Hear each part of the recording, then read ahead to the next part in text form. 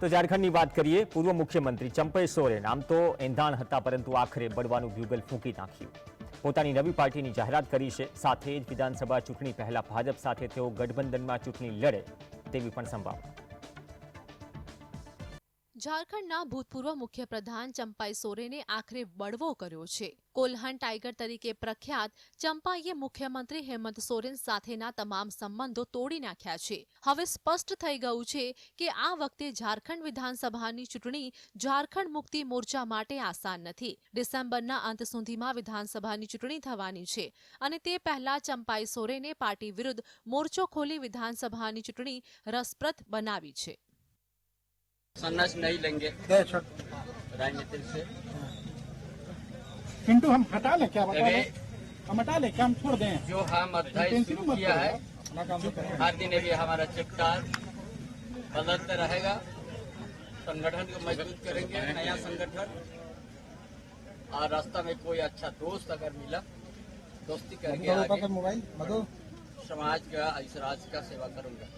इसीलिए हम नया भी बन सकते हैं। अच्छा दोस्त होगा तो दोस्त के साथ आगे भी बढ़ सकते हैं। कब तक ये सब साफ हो जाएगा? नया बनेगा या फिर नए दोस्त के साथ जाएंगे?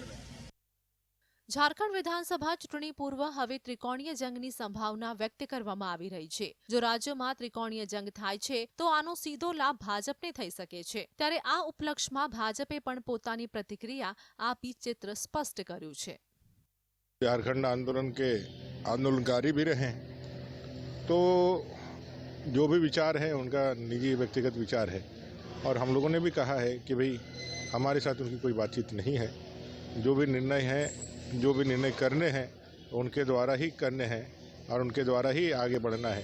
व्यक्तिगत रूप से जो भी करना चाहते हैं उनके लिए वो स्वतंत्र है. अगर उनके साथ उनका समर्थन है और उनके पास वो मुद्दे हैं जिनको एड्रेस करने के लिए आगे बढ़ना चाहते हैं तो भाई वो आगे बढ़ेंगे. ઉલ્લેખનીય છે કે જુલાઈમાં મુખ્યપ્રધાન હેમંત સોરેન જેલમાંથી મુક્ત થયા હતા.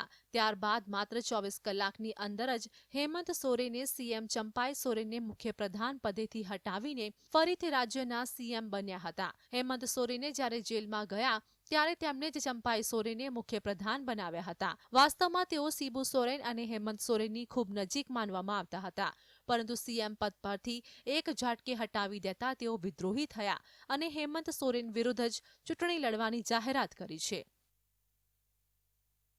Bureau report, GSTV.